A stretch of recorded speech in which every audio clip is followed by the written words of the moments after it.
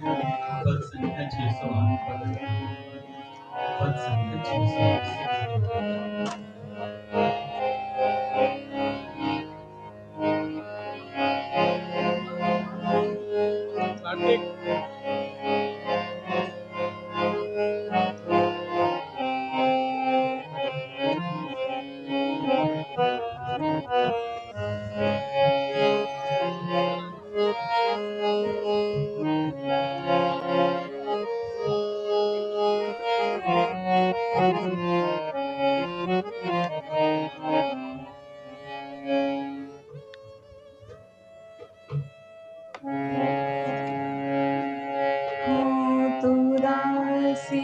नित्य तिहारी दासी नित्य तिहारी प्राणनाथ जीवन धन मेरे जीवन धन मेरे हो तुम पे बलिहारी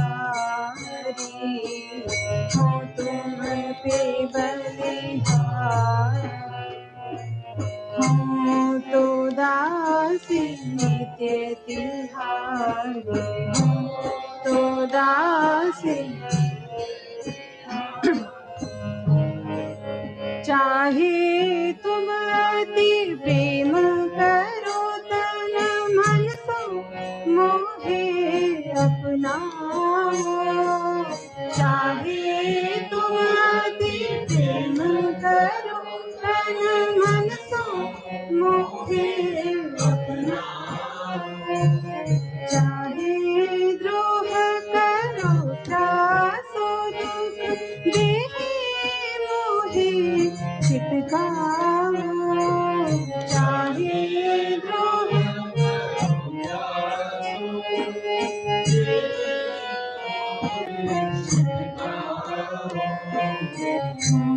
तो दासी नित्य तिहारी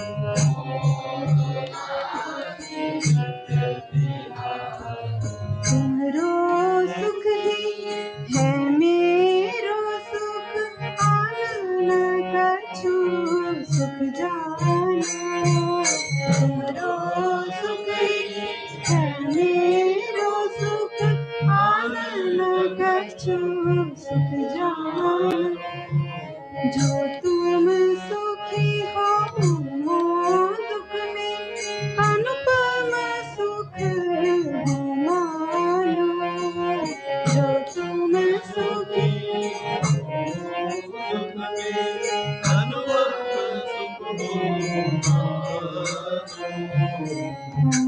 तो दासी नित्य तिहारी तो दासी सुख भोगो तुम्हारे सुख कारण और न कछु मन मेरे सुख भोगो तुम्हारे सुख कारण और न कछु तुम ही सुखी नित देखन चाहूं निस दिन साँझ सवेरे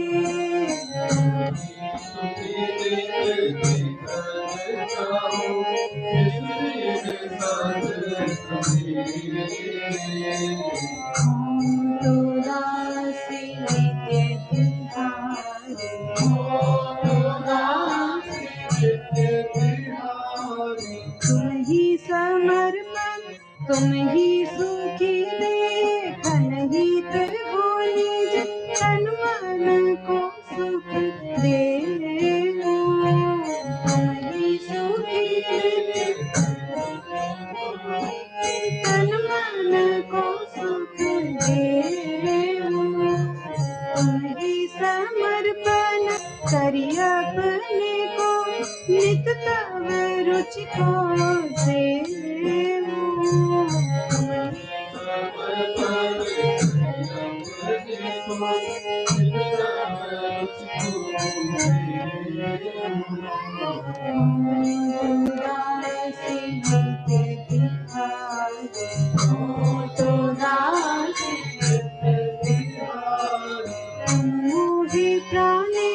श्वरी हृदयेश्वरी कांता कही सच पाओ।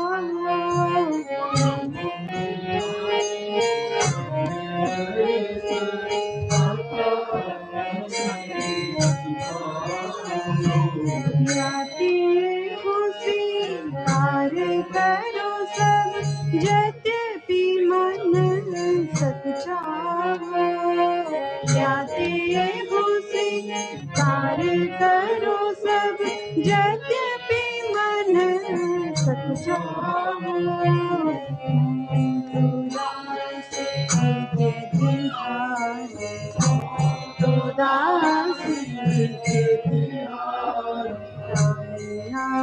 जीवन धन मेरे जीवन धन मेरे हो तुम पे बलिहारी।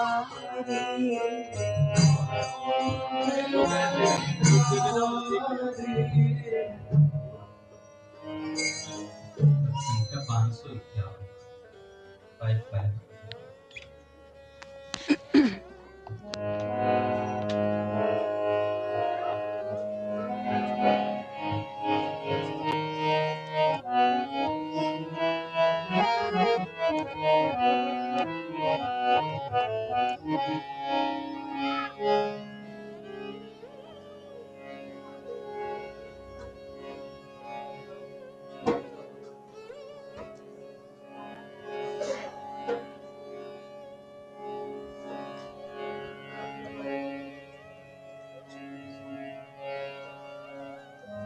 55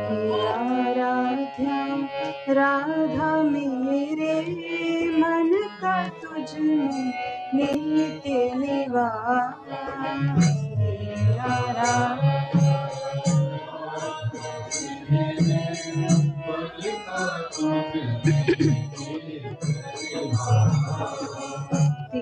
तेरे ही दर्शन कारण मैं करता हूँ गोकुल में वास।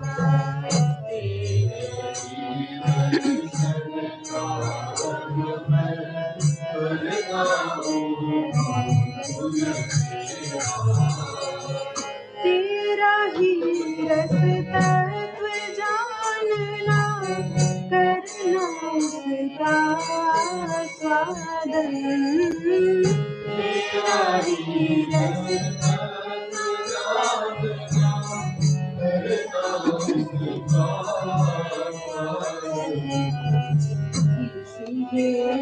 दिन रात घूमता मैं करता बंशी वादन। इसीलिए दिन रात घूमता मैं करता बंशी वादन।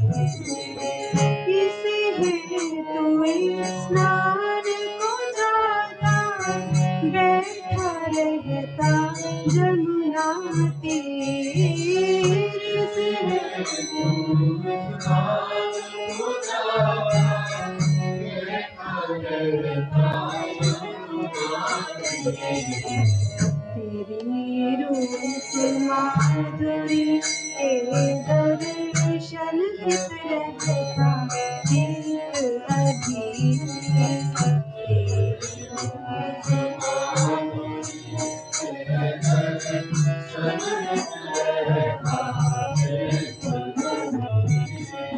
किसी हेतु रहता कदम्ब तल करता तेरा ही नित ध्यान। इसी हेतु रहता कदम्ब तल करता तेरा ही नित ध्यान।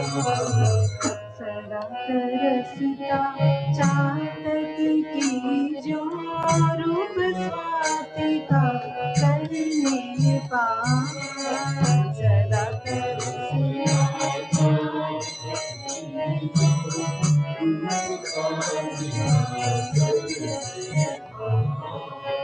तेरी रूपशील गुण माधुरी मधुर नित्य लेखी चित जो। तेरी रूप रूपशील गुण माधुर्य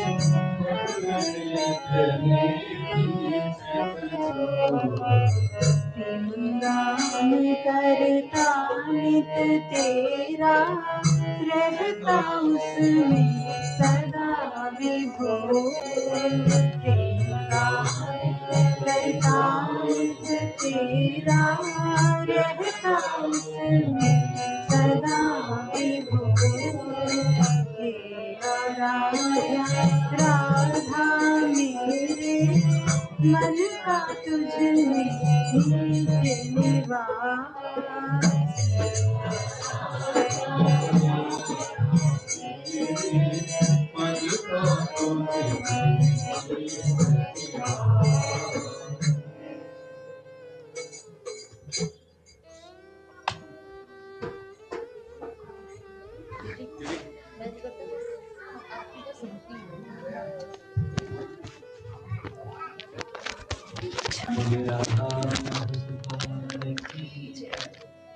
पूज्य श्री भाई जी महाराज की जय। पूज्य श्री राधा बाबा की जय। पूज्य भैया की जय। अपने प्यारे भैया की जय। पूज्य दादा की जय। भक्तवत्सल भगवान की जय।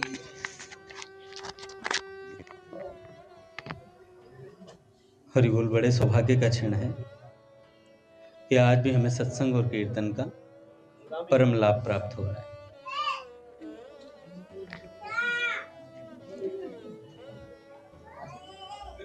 पहले संतों के कुछ विचार सुनते हैं, फिर एक भक्त का चरित्र सुनेंगे।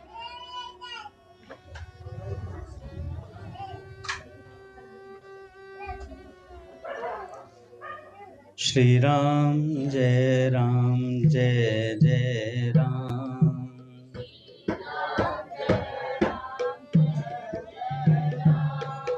श्री राम जय जय राम।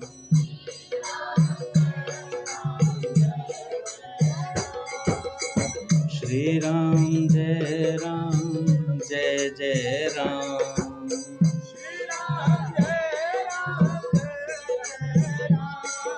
श्री राम जय जय राम। बोलिए राधा माधव सरकार की जय। पूज्य श्री भाई जी महाराज की जय। पूज्य श्री राधा बाबा की जय।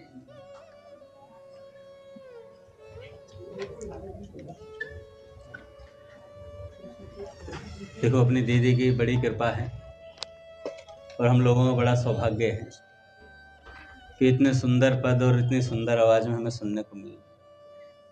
ऐसा लगता है कि गीता वाटिका पहुंच गए।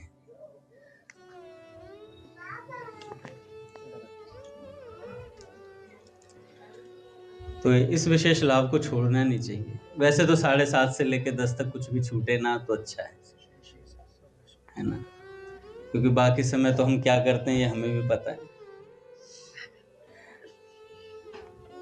पर ये जो समय है ये संतों का बांधा हुआ है। इसको निभाने मात्र से हमें वो मिल जाएगा जो हमने सोचा भी नहीं है, हम सोच भी नहीं सकते। पट खुलेंगे महाराज। श्री राम जय जय राम। श्री राम जय राम। श्री राम जय जय राम। श्री राम जय राम। श्री राम जय जय राम।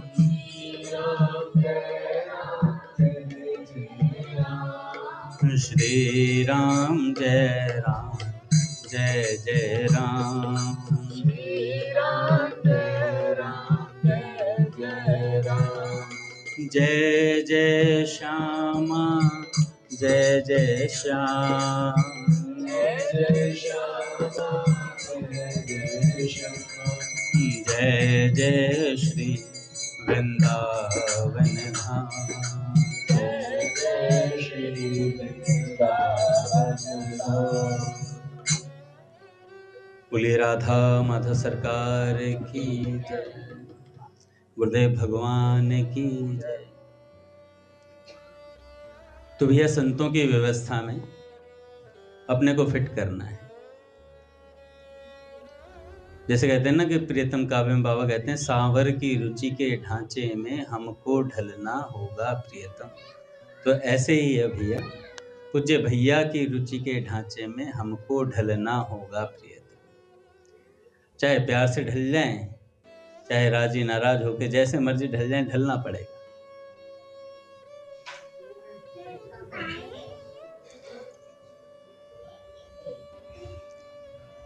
दो चीजें कभी मत छोड़ना भैया, ये प्रार्थना है संतों की। एक संत कह रहे थे, जिस साधक को भगवान को प्राप्त करना, वो दो बातें अपने जीवन में गांठ बांध ले आज से ही। सब साधक का प्रश्न होता है, भगवान में मन कैसे लगे, नाम में रुचि कैसे हो। बड़ा मुश्किल है। अक्सर हम नाम जब करने बैठते हैं या सत्संग सुनने भी बैठते हैं तो भी मन भगता है, और इतनी तेज गति से भगता है कि आप उसे पकड़ नहीं पाते हो। तो संत ने कहा कि भैया मन को भागने दो, तुम मत भागो उसके पीछे। मन ने कहा बी ब्लॉक पार्क जाना है अभी, मन ने कहा बी ब्लॉक पार्क जाना, मन जा रहा है।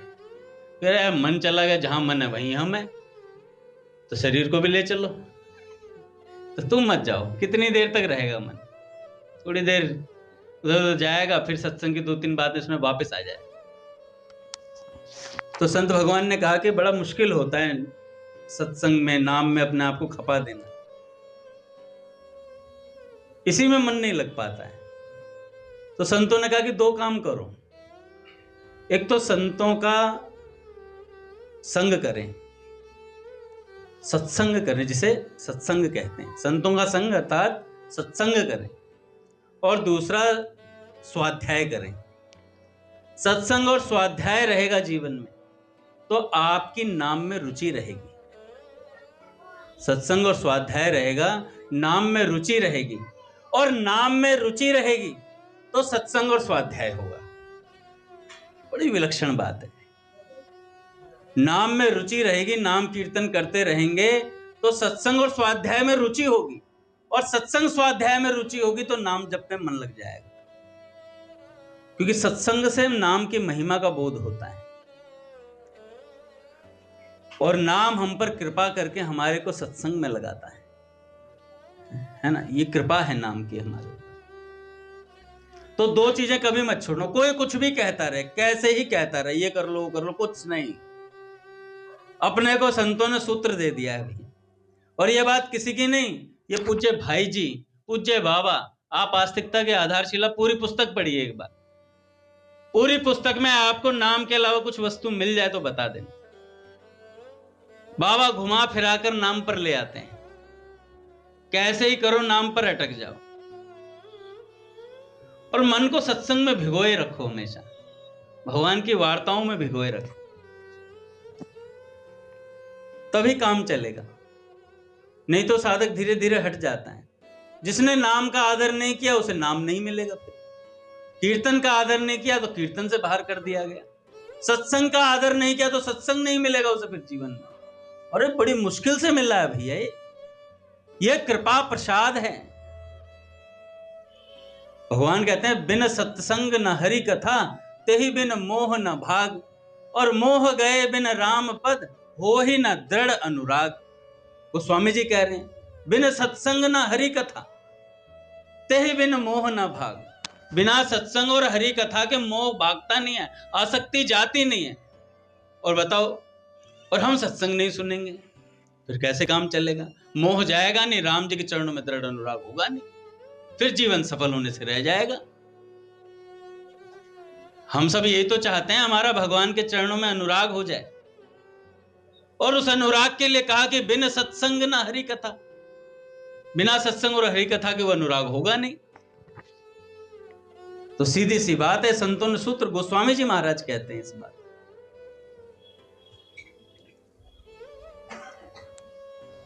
एक सज्जन ने पूछा, गुरुजी हृदय में प्रभु से मिलने की व्याकुलता कैसे बढ़े? प्रभु से मिलने की व्याकुलता कैसे बढ़े। संत भगवान कहते हैं कि भैया जो श्री प्रिया प्रियतम से मिलन के लिए व्याकुल है, ऐसे किसी भगवत प्रेमी रसिक संत का संग करना प्रारंभ कर दो। ये छुआछूत का रोग है, उनके संग से तुम्हारे अंदर भी आ जाएगा भैया। भगवत प्रेमियों के संग के बिना व्याकुलता आ ही नहीं सकती, नहीं आ सकती। रे मन रसिकन संग बिनु रंच न उपजे प्रेम। रसिकों के संग के बिना रंच मात्र प्रेम नहीं उपज सकता। या रस को साधन यह और करी जिन नेम, दंपति छवि में मत जे चाहत दिन एक रंग, हित सो चित चाहत रहो निश दिन तिन को संग। अर्थात चाहे जितना नियम साधन कर लो, लेकिन रसिकों का संग किए बिना प्रेम छटा का लेश भी प्राप्त नहीं हो सकता। प्रेम प्राप्ति का एकमात्र साधन रसिक संतों का सत्संग ही है। अतः जो श्री श्यामा श्याम की रूप माधुरी में मग्न है, या जो श्री श्यामा श्याम की रूप माधुरी को उसमें मग्न होना चाहते हैं, रात दिन ऐसे ही रसिकों के संग की चाह करो भैया। श्री नारद जी महाराज ने भक्ति सूत्र में कहा है, उन महत संग की ही साधना करो। अर्थात भगवत प्रेम की प्राप्ति के लिए भगवत प्रेमी महापुरुषों के संग की प्रबल चाह करो। पूज्य भैया को प्रणाम।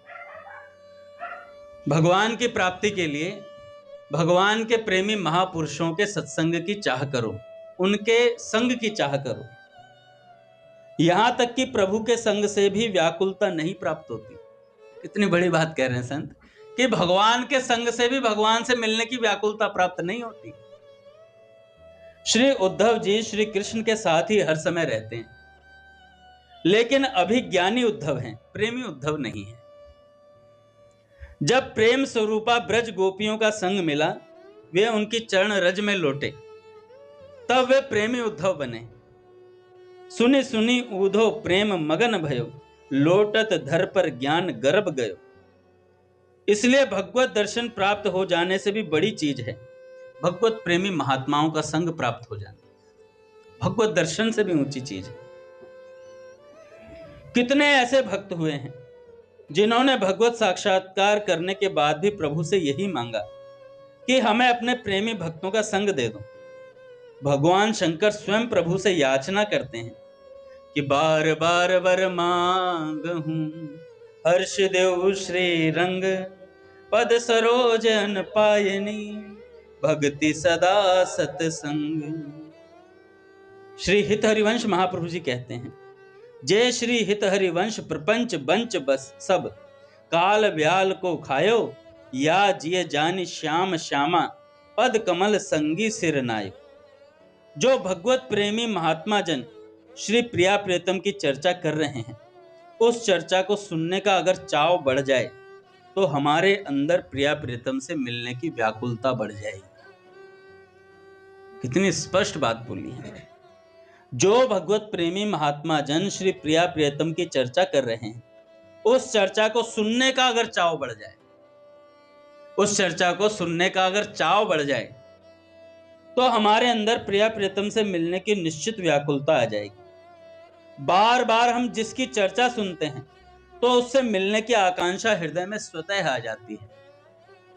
जिसकी चर्चा बार बार सुनोगे, जिसकी चर्चा बार बार करोगे, अरे उससे मिलने की मन में तो आएगी ना। जैसे रुक्मणी जी ने श्री कृष्ण को देखा नहीं था, केवल उनके गुणों को ही सुना था। इतने से ही उन्हें श्री श्याम सुंदर से प्रेम हो गया था। ऐसे ही जब हम भगवत प्रेमी महात्माओं के द्वारा प्रिया प्रियतम के स्वभाव, रूप माधुरी, गुण माधुरी आदि की चर्चा सुनेंगे, तो उनसे मिलने की मन में स्वयं चाह उत्पन्न हो जाएगी। जब हमारा चित्त संसार शरीर का चिंतन छोड़ दें और भगवान के चिंतन में तन्मय हो जाए, बस यही देव भाव से रहित होना है भैया। सब चीजें हो जाएंगी। कई लोग कहते हैं कि भैया उठना देह भाव से उठो, ऊपर उठो, ऐसे करो वैसे करो। महाराज जी कह रहे हैं हमारी वाणी से निरंतर नाम जब चलेगा तो सब अपने आप हो जाएगा। हमारी वाणी से निरंतर नाम जब चलेगा तो सब हो जाएगा। चित्त से निरंतर श्री श्यामा श्याम के चरणार बिंदों का चिंतन होना चाहिए। हमारे कान यह नियम ले लें कि प्रिया लाल के यश के सिवाय हम कुछ भी नहीं सुनेंगे। कर्मेंद्रियों से जो भी कर्म करेंगे प्रिया प्रियतम को सुख पहुंचाने के लिए करेंगे। पूज्य दादा को हृदय से हमारा आश्रय स्थल यानी विश्राम स्थल श्री वृंदावन धाम रहेगा अगर इस प्रकार सतत अभ्यास किया जाए। क्या बोला महाराज जी ने? निरंतर नाम जप चलना चाहिए, निरंतर प्रिया प्रियतम का चिंतन होना चाहिए और कान सदा लालायित रहें भगवत चर्चा को सुनने के लिए। और कर्मेंद्रियों से जो भी काम करें वो भगवान को प्रसन्न करने के लिए करें। किसी ने स्वामी जी महाराज से पूछा, महाराज जी हम तो घर के काम में लगे रहते हैं, क्या करें? कह रहे आज से छोड़ दो घर का काम करना। कह रहे जो भी काम करो वो भगवान का काम मानकर करो, सब भजन हो जाएगा, सब भजन हो जाएगा। नहीं तो एक संत कह रहे थे कुछ भी करो उसके बाद लिख दो श्री कृष्ण अर्पणमस्तु। इस बात ये जो काम मैंने किया मैं ऐसे श्री कृष्ण को अर्पण करता हूं। पर देख लेना श्री कृष्ण को अर्पण करने लायक है या नहीं है। ये बात बता। पूज्य राधा बाबा कहते हैं कि पाप से स्फुरित वासनाओं को हम ये ना मान बैठे कि ये भगवान ने करवाया है हमसे, ये हमारे संग का दोष है, ये भगवान ने नहीं करवाया है हमसे। हम पाप भी करें ये भी तो भगवान की इच्छा से ही हुआ होगा, भगवान की इच्छा के बिना तो पत्ता भी नहीं हिलता।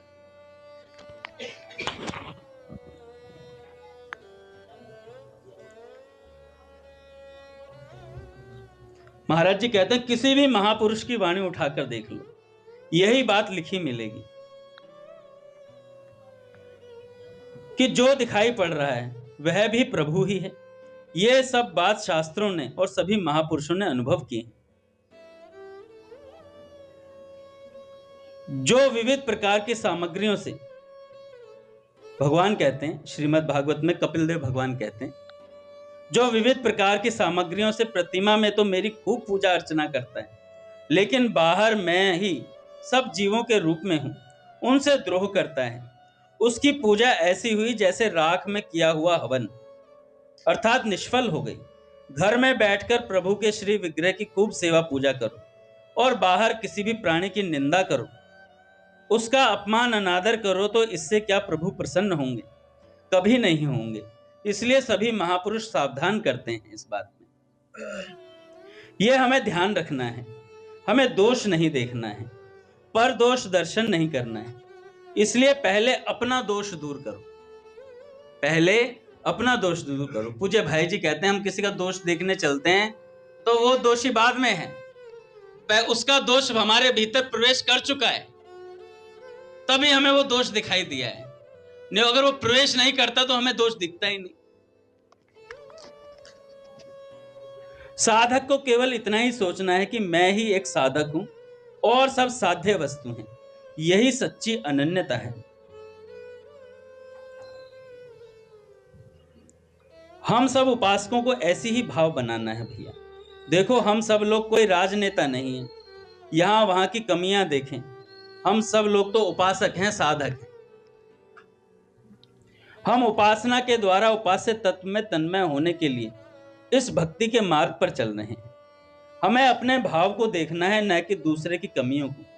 यहाँ ये कमी है, वहां वो कमी है, ये सब प्रपंच है। ये सब बातें साधु स्वभाव में नहीं होनी चाहिए। साधु स्वभाव तो ऐसा हो जित देखूं तित श्याममयी है। एकमात्र सर्वत्र हमारे श्री कृष्ण ही दिखाई पड़े। अगर कहीं भी दोष दर्शन हो रहा है तो अभी हमारी उपासना में कमी है, उपासना ढंग से नहीं हो रही है। सम्यक रूप से भजन साधन नहीं चल रहा है। उपासना चलने लगेगी तो धीरे धीरे ऐसा भाव बनेगा, उमा जे राम चरण रत, विगत काम मद क्रोध, निज प्रभु में देखहि जगत, के ही सन करहि विरोध। अतः जब सर्वत्र हमारे प्रभु ही हैं, तो हम किसका विरोध करें, किसकी निंदा करें, किसके दोष देखें। इसलिए किसी के दोष क्या देखना, कौन सा दोष देखना। चश्मा हम जिस रंग का लगाते हैं उसी रंग का संसार दिखाई देने लगता है। संसार नीला पीला नहीं, हमारा चश्मा वैसा है। दोष हमारे चश्मे में है, ना कि संसार में। संसार में तो सर्वत्र प्रभु विराजमान है। एक संत कह रहे थे, अगर कोई कुछ गलत करता है तो उसमें अचंभा नहीं है। महाराज जी ने बोला, अगर कोई कुछ गलत कर रहा है उसमें अचंभा नहीं है, क्योंकि इस संसार में होने ही गलत के लिए आया हो। अचंभा तो ये है कि वो गलत को छोड़कर सत्संग कर रहा है, भगवान का नाम ले, ये अचंभा है। सबसे बड़ा अचंभा यही है। वो तो गलत करने के लिए ही आया था, वो पता ही है वो संसार में आया तो दुखालय है और यहां पर दोष लगेंगे ही लगेंगे। तो किसी के दोष क्या देखना, कौन सा दोष देखना। चश्मा जिस रंग का लगाते हैं भैया उसी रंग का संसार दिखाई देता है। दोष हमारे चश्मे में है, ना कि संसार में। संसार में तो सर्वत्र भगवान विराजमान है। यदि हम सत्संग के द्वारा चश्मा अर्थात दृष्टि बदल लें तो पर दोष दर्शन की वृत्ति सदा के लिए नष्ट हो जाएगी। सर्वत्र भगवत भाव की सिद्धि हो जाएगी। भाव दृष्टि की प्राप्ति सत्संग से होती है। बोले सृष्टि कैसी, जैसी तुम्हारी दृष्टि वैसी सृष्टि। श्रीमद् भागवत में प्रसंग आया है, जब प्रभु श्री कृष्ण कंस के रंगशाला में पधारते हैं तो वहां उपस्थित विभिन्न प्रकृति के लोगों ने उनका दर्शन अपनी अपनी भावना के अनुसार किया, अलग अलग रूप में किया। पहलवानों को भगवान वज्र की तरह दिखाई दिए, साधारण मनुष्यों को नर रत्न की तरह, स्त्रियों को मूर्तिमान कामदेव की तरह, गोपों को अपने स्वजन की तरह, दुष्ट राजाओं को शासक की तरह दिखाई दी, माता पिता के समान लोगों को बालक की भांति दिखाई दी। कंस को लगा साक्षात मेरी मृत्यु खड़ी है भैया। अज्ञानियों को विराट प्रकृति पुरुष की तरह दिखाई दिए भगवान। योगियों को परम तत्व के रूप में और वृष्णिवंशियों को परम देवता की तरह श्री कृष्ण दिखाई पड़े। अब विचार करो, प्रभु तो एक हैं, लेकिन जिसकी जैसी दृष्टि वैसे ही रूप में उसे दिखाई पड़े। इसी तरह जब श्री रामचंद्र जी जनकपुर में धनुष यज्ञशाला में पहुंचे तो वहां जितने लोग बैठे थे सबको राम जी का स्वरूप अपनी भावना के अनुसार दिखाई देने लगा। जिनकी रही भावना जैसी, प्रभु मूर्ति तिन देखी तैसी। सारा संसार वासुदेव है, दूसरा कोई नहीं है। इसी सिद्धांत से दोष दर्शन की आदत सदा के लिए जा सकती है, अन्यथा नहीं जाएगी भी। गुण दोष में संसार है, जहां गुण है वहां दोष भी है। ऐसा कोई व्यक्ति वस्तु पदार्थ सृष्टि में नहीं जो गुण दोष से रचित न हो। जड़ चेतन गुण दोष में विश्व कीन्ह करतार, संत हंस गुण गहहि पै परिहरि बारी विकार। समस्त चराचर जगत गुण दोषों के द्वारा रचित हैं, तो क्या करें भैया। सच्चा विवेक यही है कि हम गुण दोष देखें ही नहीं। स्वामी जी का प्रवचन चल रहा था गीता भवन में, सुबह का प्रवचन था भैया वो, और उसमें स्वामी जी महाराज ने बोला कि द्वेष का जो ये अवगुण है ये बहुत ऊंचे तक जाता है, तो भगवत प्राप्त महापुरुषों में भी रह पाता है कई बार। स्वामी जी महाराज इस बात को कह रहे थे कि बहुत ऊंचाई तक आखिरी तक ये दोष बचा रहता है द्वेष का, कहीं ना कहीं वो द्वेष बैठा रह जाता है भीतर के भीतर। तो स्वामी जी महाराज ने कहा कि भैया ये सत्संग के अलावा किसी से दूर नहीं हो सकता, निरंतर सत्संग करना पड़ता है, इसके लिए बराबर इस पर पैनी नजर रखनी पड़ती है, नहीं तो द्वेष जाता नहीं। जो हमारे अनुकूल है उससे राग हो जाएगा, जो प्रतिकूल है उससे द्वेष हो जाएगा। अब विचार करो, किसी ने कहा प्रिया प्रियतम की शीघ्र प्राप्ति कैसे हो। प्रिया प्रियतम की शीघ्र प्राप्ति कैसे हो। महाराज जी ने कहा, दो ऐसे सशक्त साधन हैं जिनसे हमें भगवान की शीघ्र प्राप्ति हो जाएगी। साधन को हरि भजन है, के सत्संग सहाय। दो बात, पहला नित्य प्रिया प्रियतम की चर्चा का श्रवण करो, और दूसरा खूब नाम जप करो। बस इन्हीं दो साधनों से शीघ्र अतिशीघ्र भगवान मिल जाएंगे। शीघ्र अतिशीघ्र भगवान मिल जाएंगे। सतत नाम जप करो, सतत नाम जप करो भाई, और प्रेमी संतों का संग करो। पूज्य भाई जी कहते हैं,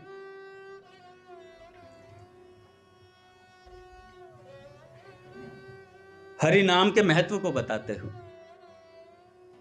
एक बार श्री चैतन्य महाप्रभु नीलाचल जा रहे थे। प्रेम में प्रमत्त हैं, शरीर की सुध नहीं है। प्रेम मद में मतवाले हुए नाचते चले जा रहे हैं। भक्त मंडली साथ है। रास्ते में एक तरफ एक धोबी कपड़े धो रहा था। प्रभु को अकस्मात चेत हो गया, वे धोबी की ओर चले। भक्तगण भी पीछे पीछे जाने लगे। धोबी ने एक बार आंख घुमाकर उनकी ओर देखा और चुपचाप अपने कपड़े धोने लगा। प्रभु एकदम उसके निकट चले गए। श्री चैतन्य महाप्रभु के मन का भाव भक्तगण नहीं समझ सके। धोबी भी सोचने लगा, क्या बात है, मेरे पास क्यों आके खड़े हो गए। इतने में ही श्री चैतन्य महाप्रभु ने धोबी से कहा, भाई धोबी, एक बार हरि बोल, एक बार हरि बोल। धोबी ने सोचा साधु भीख मांगने आए हैं।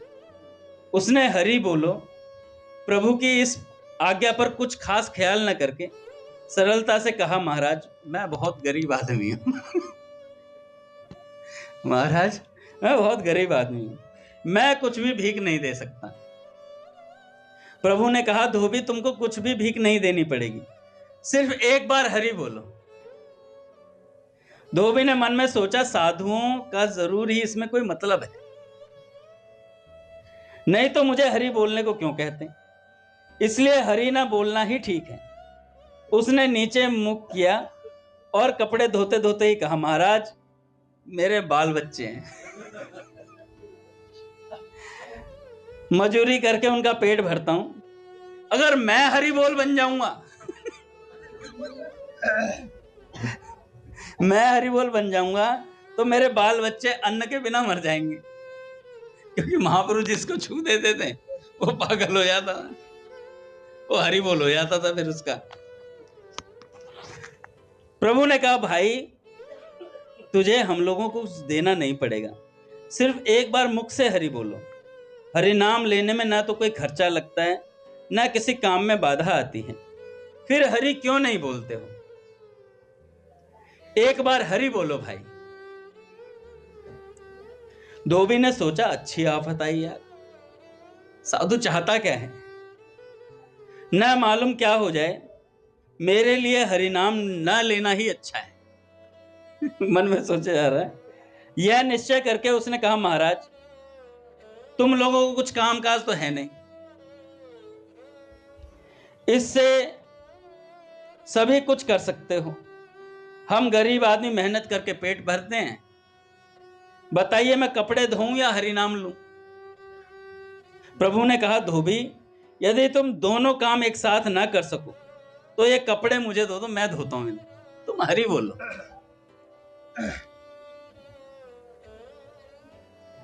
इस बात को सुनकर भक्तों को और धोबी को बड़ा आश्चर्य हुआ। अब धोबी ने देखा, इस साधु से तो पिंड छुड़ाना बड़ा मुश्किल हो गया है, क्या किया जाए, जो भाग्य में होगा देखी जाएगी। यह सोचकर प्रभु की ओर देखकर धोबी कहने लगा, साधु महाराज तुम्हें कपड़े तो नहीं धोने पड़ेंगे, जल्दी बताओ मुझे क्या बोलना है, जल्दी बताओ मुझे क्या बोलना है, मैं वही बोलता हूं। अब तक धोबी ने मुख ऊपर की ओर नहीं किया था अभी तक।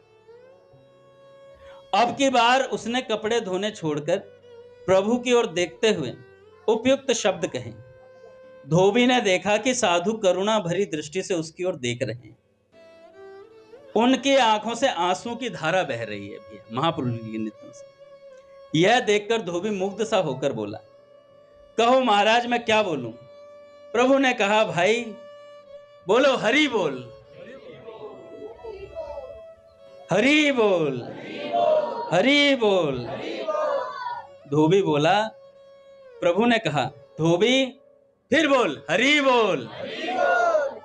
धोबी ने फिर कहा, हरि बोल, हरि बोल, हरि बोल।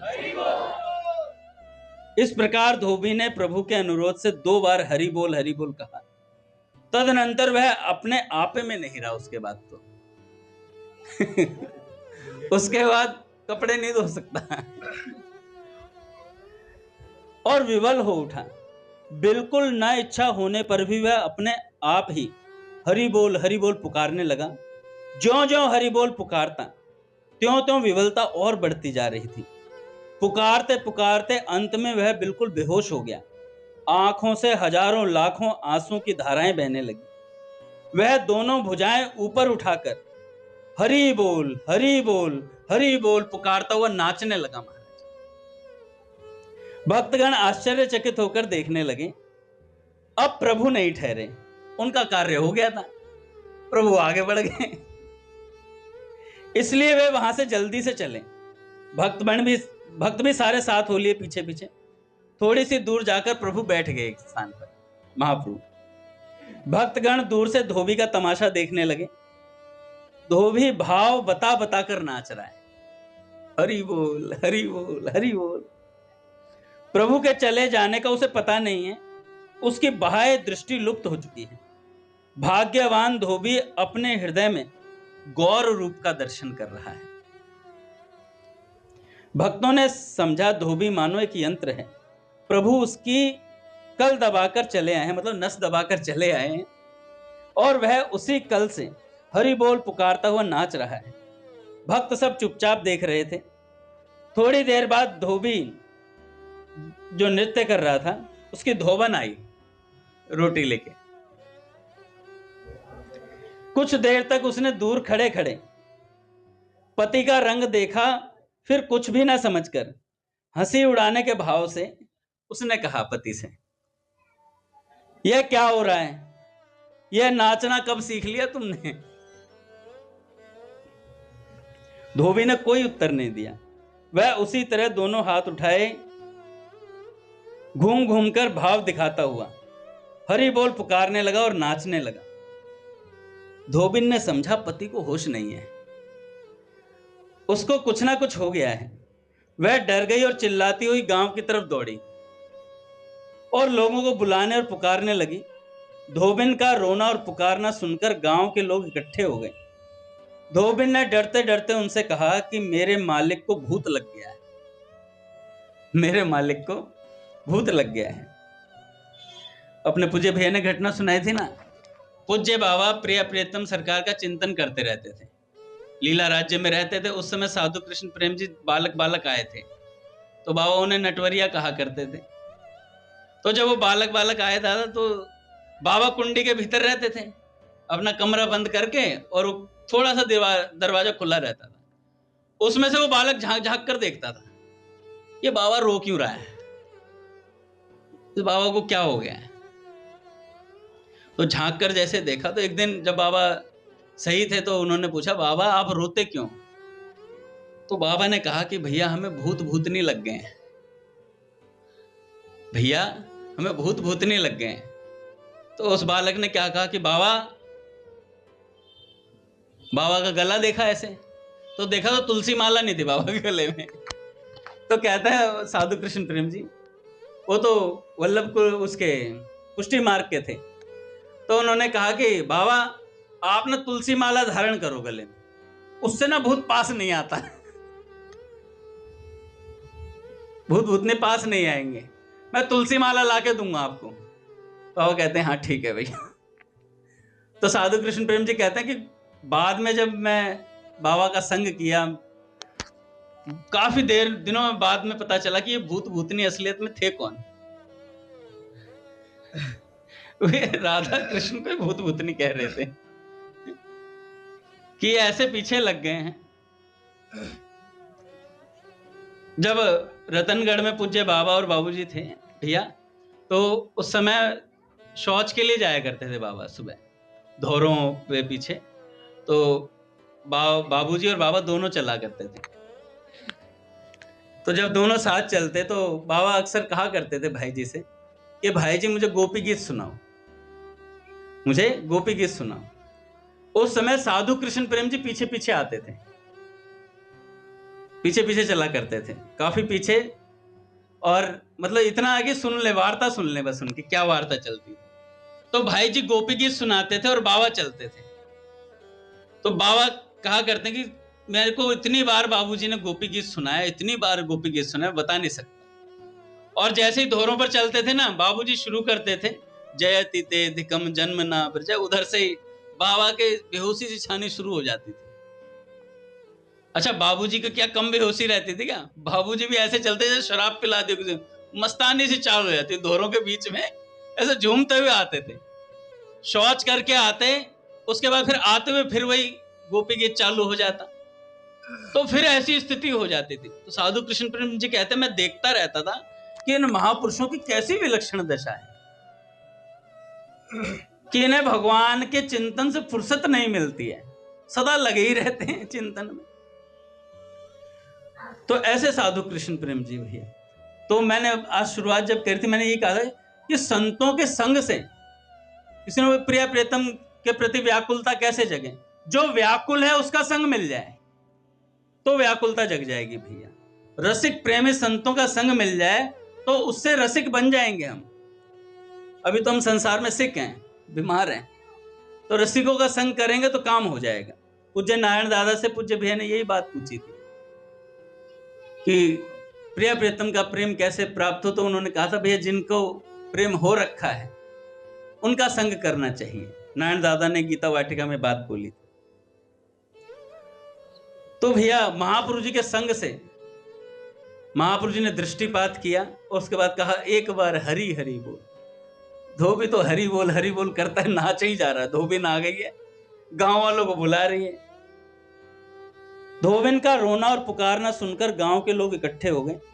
धोबिन ने डरते डरते उनसे कहा कि मेरे मालिक को भूत लग गया है। दिन में भूत का डर नहीं लगा करता, इसलिए गांव के लोग धोबिन को साथ लेकर धोबी के पास आए। उन्होंने देखा धोबी बेहोशी में घूम घूमकर इधर उधर नाच रहा है, उसके मुख से लार टपक रही है। उसको इस अवस्था में देखकर पहले तो किसी का भी उसके पास जाने का साहस नहीं। शेष में एक भाग्यवान पुरुष ने जाकर उसको पकड़ा। धोबी को कुछ होश हुआ और उसने बड़े आनंद से उस पुरुष को छाती से लगा लिया। बस इतने में काम हो गया। धोबी ने छाती से लगा लिया तो वो भी हरि बोल हरि बोल हरि बोल, तो वो भी नाचने लगा महाराज।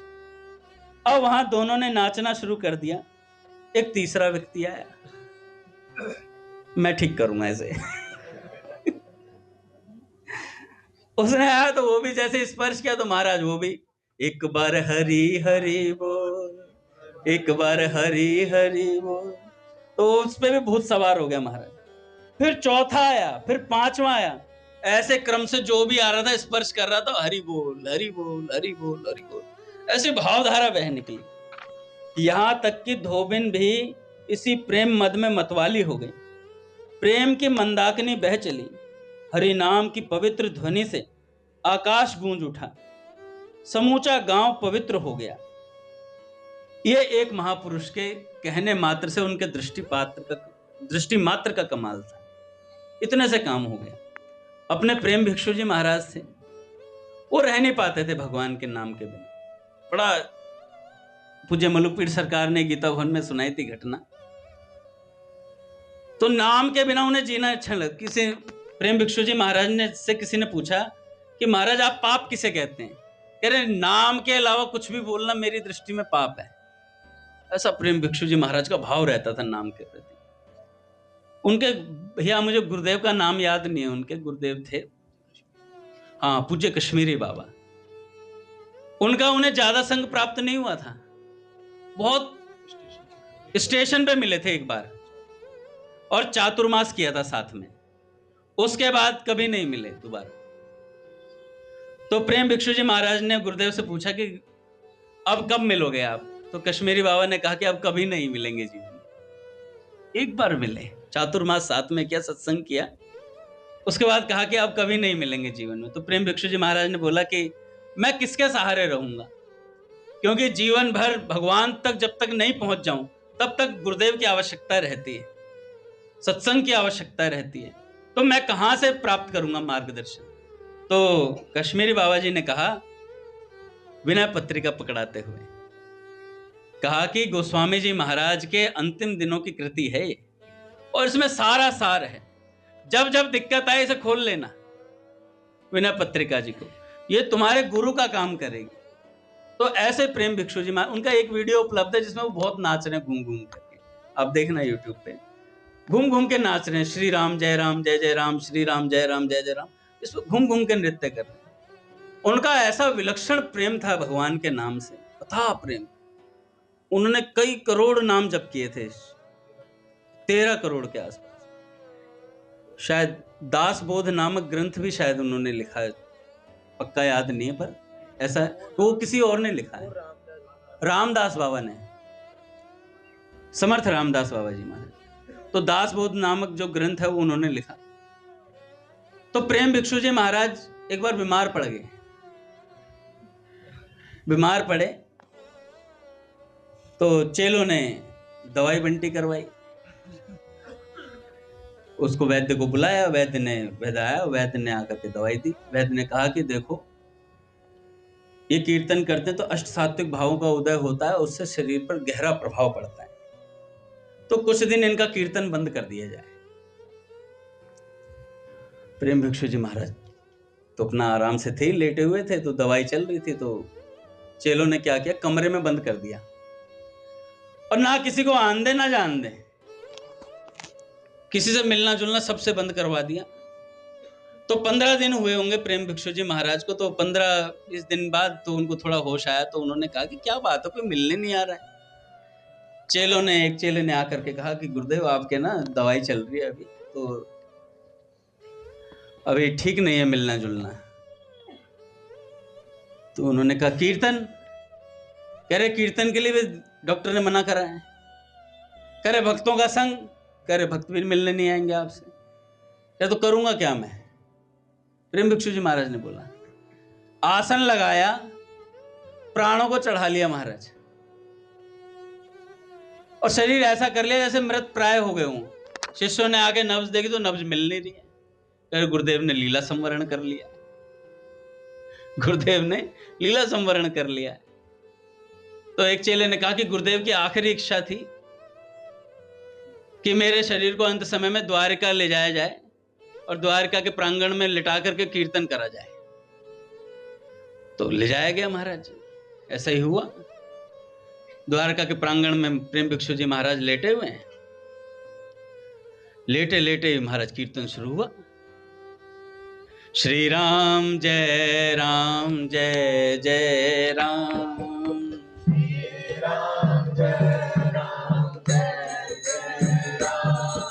श्री राम जय जय राम,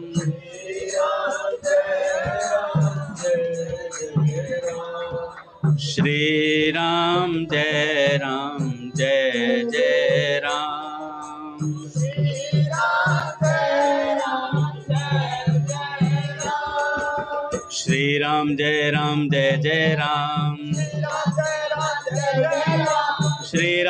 श्री राम जय जय राम,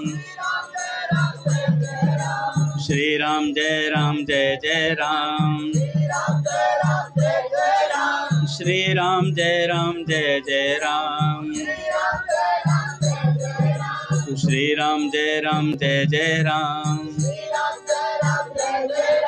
श्री राम जय जय राम, राम लक्ष्मण जानकी, श्री राम लक्ष्मण जानकी, सीताराम सीताराम सीताराम जय सीताराम, महाराज इतना कीर्तन चल ही रहा था, समा बंधा और प्रेम भिक्षु जी महाराज खड़े हो गए, कीर्तन करने लगे। चेले कह रहे गुरु जी वापिस आ गए। कह रहे गुरु जी तो धी थे, कहीं गए ही नहीं थे। अब तुम कीर्तन नहीं दोगे, भक्तों का संग नहीं दोगे तो जीने का फायदा क्या। तो प्रेम भिक्षु जी महाराज वहीं पर खड़े हो गए, कीर्तन करने लगे महाराज। तो ऐसा विलक्षण कीर्तन का, सत्संग का प्रभाव रहता है महाराज। तो अपनी बात जहां से शुरू हुई थी, संत ने कहा कि अपने जीवन में साधना और भगवान तक पहुंचना चाहते हो, साधना को सिद्धि तक ले जाना चाहते हो, तो और नाम में रुचि करना चाहते हो, नाम जप में रुचि पैदा हो जाए, तो इन बातों के लिए दो चीजें अत्यंत आवश्यक हैं। एक तो सत्संग और दूसरा शास्त्र और स्वाध्याय। इन तीन कामों को हमें करना है महाराज। नाम जपना है, सत्संग करना है, संतों का संग करना है और स्वाध्याय करना। बोलिए भक्तवत्सल भगवान की आरती कर।